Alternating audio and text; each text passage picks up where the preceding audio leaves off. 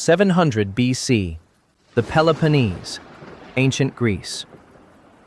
Here, a state emerged that turned the upbringing of future generations into the harsh preparation of ideal warriors. Sparta, a place where boys did not grow up in the family home, but in the midst of war, even when there was no war. And only the toughest were allowed to become warriors and continue their bloodline. Tygetus. In Sparta, weakness had no right to exist. As soon as a woman gave birth, the elders of the community examined the child and decided whether it was suitable for Spartans. If not, no one pitied it. The weak were carried to the cliffs of Mount Tygetus and thrown down.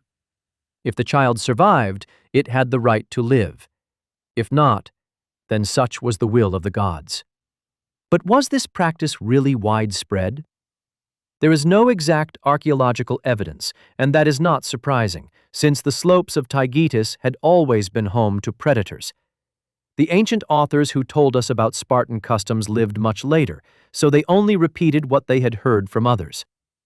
Modern researchers, such as the recognized expert on Sparta, Paul Cartledge, believe Tygetus was more of a literary myth, meant to highlight Spartan savagery in the eyes of other Hellenes who, to put it mildly, did not like them. So it is not surprising that other poleis tried to distance themselves from the Laconians and tarnish their memory, portraying them as less than human. Others assume that selection existed, but not on such a scale. And this uncertainty makes not only Tygetus one of the loudest topics in ancient history, but also questions the very existence of Sparta as we imagine it. Agoge. 7th century BC. Sparta conquers Messenia. The defeated become helots, dependent farmers.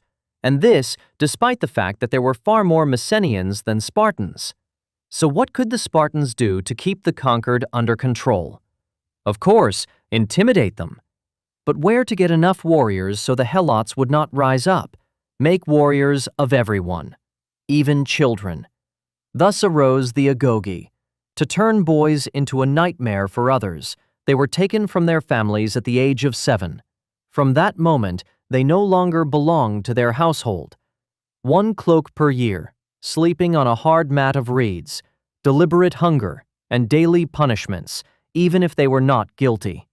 Innocence itself became a punishment, and you will not believe it, but in the case of the agoge, even Paul Cartledge and Nigel Kennel, whose views usually differ, both state with one voice that the agoge was not just a school, but a centralized policy of raising Spartan citizens. In other words, its ideology. It tore the child from the family and made him property of the state. Yet once again, archaeology provides only fragmentary evidence that could confirm whether the agoge was as ruthless as described by Plutarch and Xenophon, or whether there was something else behind it, more than the total hatred of former helots toward their masters. Hunger and theft. Spartan boys in the barracks were poorly fed, and this was deliberate. They had to obtain food themselves, sneaking into storerooms, catching animals, or stealing rations from younger ones. But this had to be done without being caught. Otherwise, all the daily training and punishments would seem like child's play in comparison. They were not punished for stealing, but for getting caught. The principle of what you stole, you keep, was not only a marker of material wealth, but also a measure of fitness to survive in a harsh world and deceive the enemy. In this case, the veterans of Sparta, the best of the best. Nigel Kennel argues that constant theft as the norm of upbringing would have contradicted the economy of the polis, so it was more likely a symbolic ritual, or a kind of test within the agoge system. And he has a point, since there were many children, and constant theft would have seriously undermined the wealth of others. But Paul Cartledge insists that hunger and theft were no more than an element of selecting those who could not be easily controlled. So if hunger forced you to steal and you were not caught, then you proved yourself a cunning warrior, capable of conquering Troy. Festivals. In those times, on the banks of the Eurotas River stood the temple of Artemis or Thea, which for Spartans embodied perhaps the harshest trial of their lives. Every year, a ritual took place here that the soft-hearted Greeks of other Peleus scornfully called barbaric. For it was in the temple of Artemis or Thea that Spartan youths were whipped with rods in front of the entire city, and they had to endure it without making a sound. For Spartans, this was a sacred trial. For the rest of Hellas, it was savagery. Athenians wrote of a cruel spectacle, not understanding its meaning. And here the contrast is clear. Where other Peleus sought glory in theater or rhetoric, Sparta found it in suffering. The Spartans understood very well that they were few, the helots were many, and the outside world was even larger. So if they did not want to become slaves themselves, it was better to be beaten by their own than by the clubs of conquerors. Training of women. The Spartans were constantly at war, conquering someone or defending against others. During this time, the Helots were no longer only Messenians, but also people from other regions. And what's more, even some Spartans who failed to complete the agoge or committed crimes or fell into debt and lost their status became hypomeones, the lower class, and needed to be kept in check. With the chronic shortage of male warriors, women themselves became fighters. The state gave women a key role, not only to give birth to and raise strong children, but also to be able to defend them in times of trouble. So girls from a young age were taught to run, wrestle, throw the discus and javelin, and fight with swords. For Greeks from other cities, this seemed incomprehensible. Elsewhere, women were confined to the home, while in Sparta they trained in stadiums. But did this truly make them free? Some scholars see in this a unique social phenomenon. Others remind us, all surviving accounts come from Athens and are therefore biased. Perhaps the image of the strong Spartan women was a caricature aimed at humiliating Sparta, saying that without women they were nothing, rather than an accurate picture. Crypteia, night terror.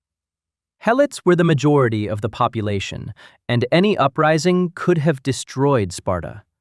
To keep the conquered in fear, Spartans invented a practice that did not allow the Helots to relax. It also guaranteed that the young generation of Spartans would be trained in conditions as close to combat as possible. Meet the Crypteia, held once a year. Its essence was simple. Young men were sent out at night beyond the city. They had to live without supplies, hide, and suddenly attack Helots. And the Helots, in turn, had every right to fight back with stones or sticks. But you understand that against swords, helmets, and long spears, this was useless. And if a Helot killed a Spartan, his entire village was declared outside the law and destroyed. So the Crypteia was not a test of fighting skill, but proof that the young warrior had become merciless. Festivals of endurance. Like other Greek polis, Sparta made a cult of healthy living. But unlike enlightened Athens, their sport was dedicated not to peace, but to war. And the central role in these festivals was played not only by champions, but by the young Spartans, students of the agoge. And these were definitely not school soccer or baseball games like in our time. They were battles in which they proved their right to be sons of their fathers. And their fathers were as proud of this as you are of your children's achievements, even if some of them died. The main rule? Remain silent. At most, you were allowed to sing. Arena. When young men finished the agoge, they were already warriors, and the final test was public combat. Future phalangites stepped onto the arena before the entire community and fought until one fell from exhaustion. There were no rules. It was not only about winning, but also about proving endurance, silently withstanding the blows. These fights were a spectacle for Spartans and for their neighbors, and according to some experts, they became the model that Romans turned into gladiatorial games. Only where Spartans saw them as tests of the right to be a warrior, Romans saw only entertainment, as we discussed in another video we recommend you watch.